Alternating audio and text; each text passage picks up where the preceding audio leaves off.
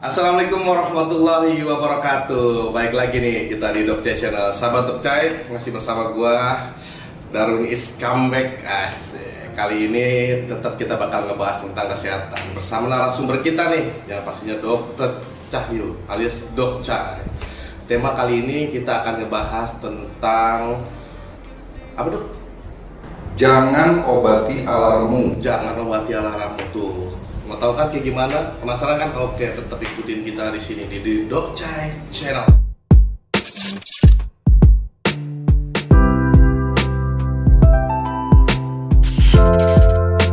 Oke, sebelum itu kita sapa dulu nih Dokcai, Dokter Cahyo. Ya, halo Dok. Ya, Assalamualaikum warahmatullahi wabarakatuh. Waalaikumsalam warahmatullahi wabarakatuh. Darwin, apa kabar? Alhamdulillah baik Dok. Sekarang kita bahas episode tentang Jangan obati alarmmu. alarmmu. Oke. Ya. Jadi gini, gejala penyakit bukanlah penyakit. Gejala penyakit yang sering kita rasakan seperti pusing. Lo sering ngerasain apa? Wah, pusing tuh Dok, pernah Dok. Saya sering ngerasain pusing tuh, apalagi kalau bini marah-marah. Aduh, itu udah pusing marah. Udah, ini marah-marah. Iya benar. Jadi pusing, migrain, vertigo itu gejala yang dirasakan di kepala. Lalu turun lagi ke bawah, dada apa lagi? Nyesek, Sesak, nyeri dada. Turun ke perut. mual. Jangan kebalik, perut saya pusing dok. Ya, balik itu. Balik itu. Mual, kembung, nyeri dan sebagainya. Betul. Sekali lagi itu bukan penyakit, itu adalah alarm tubuh kita. Cara tubuh protes, cara tubuh minta haknya, Win. Jadi inilah kenapa penyakit kronis sulit disembuhkan. Salah satunya karena kita selalu mengobati alarm kita. Ibarat gini, Win. Ibarat lo punya mobil, lalu mobil lo ini kan punya alarm nih. Tujuan alarm itu buat apa sih sebetulnya? Alarm itu manakala nanti mobil dibobok, di kacanya dipecahin sama maling, alarmnya bunyi. Ya. Jadi kalau misalnya alarmnya rusak di saat dibobol maling, alarmnya nggak bunyi, Nggak kan? bunyi. Bukan berarti tidak ada masalah. Ada masalah, mobil kita rusak, barang yang ada di mobilnya hilang, ya, tetapi alarmnya tidak bunyi. Itu ibarat tubuh kita seperti itu. Ya Dok, ada titipan pertanyaan nih dari sahabat Dokcai. Jadi ada yang mau bertanya tentang tema ini. Pertanyaannya, yang dimaksud alarm itu apa sih Dok sebenarnya gitu loh? Ya, jadi seperti yang tadi saya sampaikan di awal bahwa yang dimaksud dengan alarm tubuh adalah cara tubuh protes, cara tubuh minta haknya. Jadi kalau ada satu atau something wrong dalam tubuh kita tentunya, itu tubuh kita akan bereaksi. Tapi tidak semua alarm itu adalah penyakit. Contoh misalnya lo lapar kan Betul, alarm. betul, Apakah betul. kalau kita lapar selalu ada penyakit? Benar. Tidak kan? Berarti tubuhnya minta haknya dikasih Lapar. makanan Iya, gitu benar, supaya iya. kenyang kan? Iya. Misalnya lagi alarm ngantuk, ya. Tidur. Berarti obatnya apa? Tidur. Jangan minum kopi, Iya, harus tidur. tidur, benar. Gitu kan. Jadi alarm tubuh adalah salah satu bentuk protes, salah satu bentuk tubuh minta haknya kepada kita. Jadi sekali lagi, sahabat Dokcai, alarm itu belum tentu penyakit. Berarti yang dimaksud alarm itu pusing, Ya, semua yang kita rasakan itu alarm tubuh kita. Siap. Ya, Oke. seperti itu. Ya, next pertanyaan nih Dok. Kalau alarm itu selalu muncul gak sih Dok? Apa kita tiba-tiba langsung sakit? Apa harus ada alarmnya dulu kalau setiap kita sakit maksudnya gitu? Kenapa penyakit kronis sulit disembuhkan? Di tema kemarin, Tema kemarin, yang ya. judulnya kenapa penyakit kronis sulit disembuhkan, ada jawaban ketiga, karena ketahuannya sudah terlanjur parah. Jadi artinya banyak sekali hari ini penyakit yang tidak muncul gejalanya atau alarmnya di stadium awal. Ini yang jadi masalah. Ya, jadi sekali lagi bahwa tidak ada gejala belum tentu sehat. Tidak ada gejala, belum tentu sehat. Belum tentu sehat. Oh, betul. Ya, contoh misalnya orang sakit apa ya, stroke misalnya. Nah, kan diawali dengan adanya sumbatan pembuluh darah di otak, kerusakan saraf di otak. Proses ini yang kadang-kadang tidak ada alarmnya. Oh, jadi nggak terasa Nggak ada kayak terasa. gejala? Tiba-tiba setelah Stroke. terjadinya kerusakan, penyumbatan pembuluh darah di otak gitu kan, stroke. Nah, tapi tidak ada diawali alarm-alarm itu muncul. Ini yang bahaya. Nah, tapi gimana itu Dok? Kita harus mencegahnya itu gimana tuh? Dengan medical check up? Ya tentunya, ya salah satunya caranya dengan medical check up. Jadi ada pepatah mengatakan tidak kenal, Tak sayang. nggak sayang. Betul. Ya kalau kita nggak pernah tahu, kita tidak pernah tahu tubuh kita ini sehat atau tidak, ya karena merasa bahwa banyak orang yang mengatakan bahwa gua nih sehat kok dok, nggak perlu periksa, ya kan? Tiba-tiba besok, seminggu kemudian, atau sebulan, atau bahkan setahun kemudian sakit parah, gitu loh. Padahal yang namanya penyakit kronis, sekali lagi itu bukan penyakit yang tiba-tiba, itu selalu proses lama. Ya, jadi contoh kayak tadi jantung, kanker, stroke, diabetes itu kan penyakit yang berproses lama, sehingga proses ini yang kadang-kadang tidak kita sadari seperti itu, Win. Ya. Nah, gitu sahabat Dokca. Jadi alarm itu nggak selalu muncul nih, makanya gunanya untuk mencegah nih kita harus medical check up juga, Dok. Iya, medical check up itu penting karena ya? supaya kita ini paham mengenai tubuh kita. Kita kenal dengan otak kita kenal dengan jantung kita, paru-paru kita, sehingga kita tahu apa yang harus kita lakukan. Oke, sip. Jadi next pertanyaan nih, Dok. Dampak dari kalau kita sering matiin alarm tuh, Dok, gimana itu, Dok? Oke. Ibarat gedung ini ada alarm kebakaran, ya kan? Tujuan alarm kebakaran buat apa? Mendeteksi api. Kalau ada kebakaran, alarm itu bunyi. Ya, alarm itu akan bunyi keras.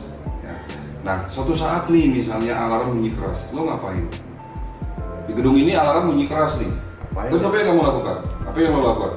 Nyari api, nyari sumber api, Dok. Cari sumber api kan? Iya. Ya, tujuannya apa? Tujuannya biar kebakaran. Jadi Kalau sudah tahu, kita buru-buru mematikan. buru-buru matiin. Tapi yang dilakukan Darwin nih sahabat Dokca, bukan buru-buru cari sumber apinya di mana, tapi justru kabel alarmnya diputus. Bunyi lagi nggak? Nggak bunyi. Nggak bunyi. Terus habis itu Darwin nggak melakukan apa-apa. Apa yang terjadi? Habis. Gedung ini terbakar habis tanpa kita sadari. Ini yang sudah terjadi dengan kita. Jadi saat alarm pusing muncul, kita menganggap itu biasa saja gitu loh. Bahkan ada sebagian yang mematikan alarm itu dengan obat-obat analgesik. Saya tidak melarang ya sahabat Dokcai, manakala pusing minum obat-obat analgesik atau painkiller atau penghilang rasa nyeri itu nggak dilarang gitu. Tapi yang paling penting adalah di saat kita meminum obat-obat seperti itu ya kita juga harus menyimbangi dengan mencari penyebab sakit kita ini apa, pusingnya penyebabnya apa. Setelah ketahuan penyebab pusingnya apa, obati penyebabnya gitu. Oke. Contoh misalnya lagi nih. Penyakit asam urat. Penyakit asam urat alarmnya apa? Gejalanya apa? Contohnya. Kan banyak nih ya sahabat Dokcai, mereka-mereka yang sudah usia-usia di atas 30-40 tahun tuh yang kena sakit asam urat. Wow, Asam urat gejalanya apa? Nyeri di mana? Di persendian. Persendian, terutama sendi-sendi kecil kan. Bahkan ada yang sampai itu bengkak-bengkak gitu kan. Terjadi topi itu artinya bengkak-bengkak kan. Nah, kalau kita ngobatin nyerinya saja, asam uratnya aja, ya itu nggak akan sembuh-sembuh. Lo tahu nggak penyebab asam urat sesungguhnya apa? Apa tuh, Dok? Ya, orang banyak yang mengatakan penyebab asam urat itu makanan. Itu keliru. Makanan bukan penyebab, tapi pemicu. Ya. Makanan yang mengandung purin tinggi, oke lah, itu sebagai pemicu penyakit asam urat. Karena kita selalu bertanya nih, dulu waktu saya makan kacang, asam urat saya normal. Dulu waktu saya sering makan jeroan, makan daging-daging, makan sayur-sayuran hijau, asam urat saya normal. Kenapa sekarang? Jangankan makan daging, jangankan makan jeroan, ya, makan daun singkong aja sedikit udah asam uratnya naik. Itu kenapa? Berarti kan bukan karena makanan. Betul ya? Logika kita berpikir seperti itu dong. Benar nggak? Kalau penyebabnya makanan, tua, muda, kondisi apapun, lo makan jeroan, lo makan daging, itu pasti asam uratnya naik. Tapi dulu sehat, sekarang makan itu naik.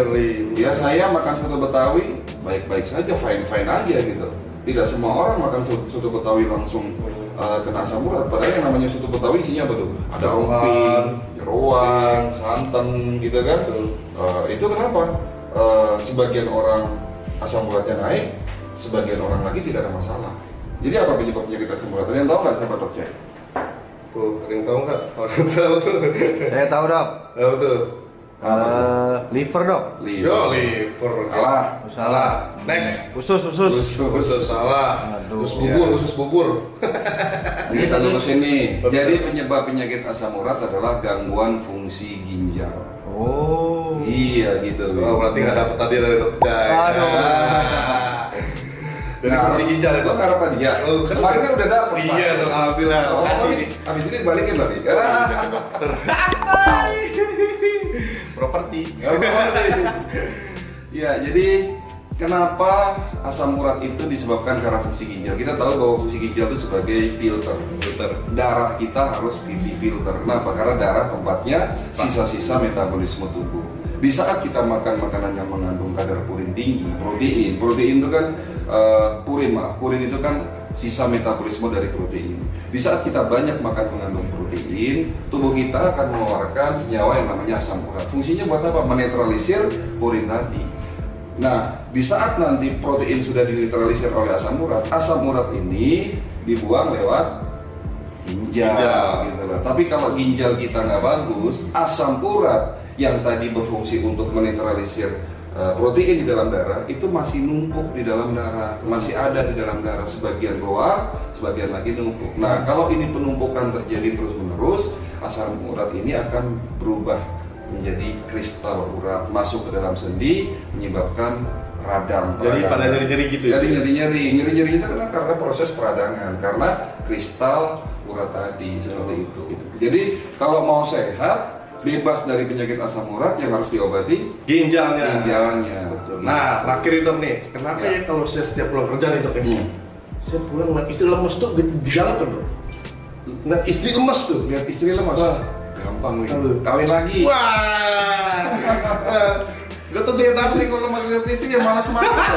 Bukan semangat dok. Jadi gini, pas saya teliti nih, kenapa sih kalau ngeliat istri lemes, toto dompetnya dipegang. Asal. Oke, sahabat Dok Cai. Gini, pertanyaan terakhir nih dok. Ada pertanyaan emang yang nanya siapa sih?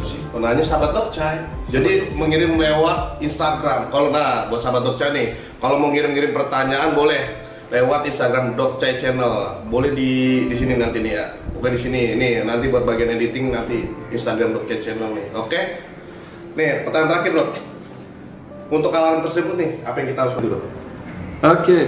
Jadi seperti tema hari ini, jangan obati alarm. Ya. Tapi sebelum saya jawab itu ada satu materi yang kelewat ini. Saya jadi ingat. Gejala penyakit belum tentu penyebabnya di tempat yang sakit. Jadi artinya gini loh. Di saat kita pusing, belum tentu penyebabnya di tempat di kepala maksud saya. Contoh kemarin nih, ada beberapa pasien kan yang datang ke klinik nih, Win. Ada 5 pasien ya. Anggap ini semuanya emak-emak semua nih. Ya. Kemarin memang ada kebetulan kita kan ngisi ceramah nih, Win, di majelis taklim ya.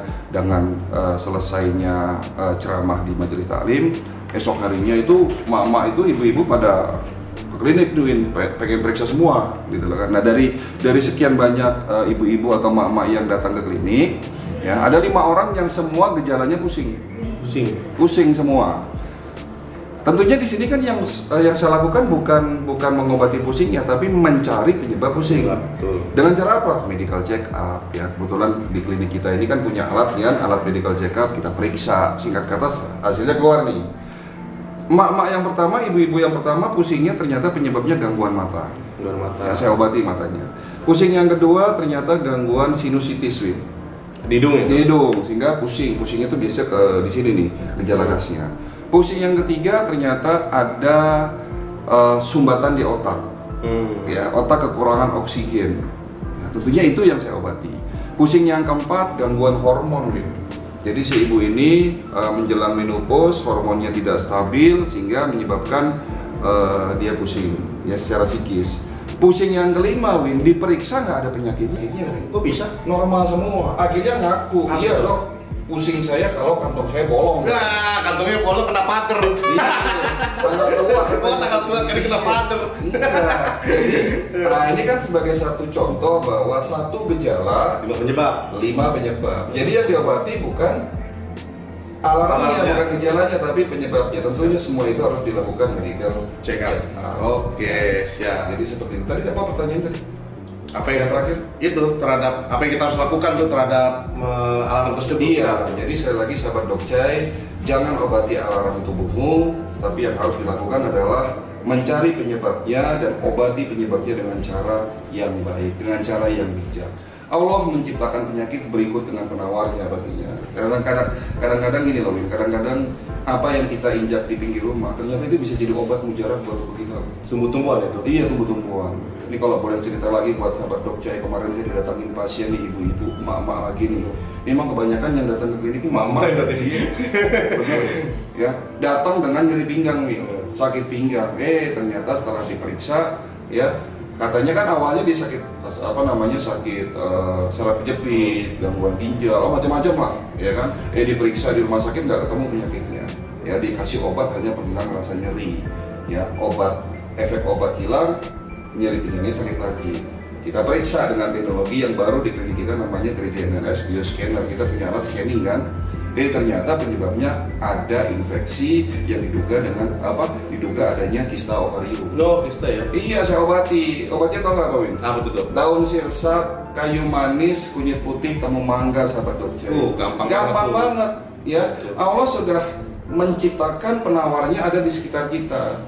Ya, jadi insya Allah kita bisa manfaatkan itu semua asal tahu penyakitnya, tahu caranya, pengobatannya. Dan setelah minum obat 1-2 bulan, alhamdulillah Win, kistanya hilang, infeksinya hilang, nyeri pinggangnya pun tidak lagi muncul sampai sekarang. Saya katakan dia sembuh dari penyakit kista ovarium. Jadi itu sahabat Dok Jai.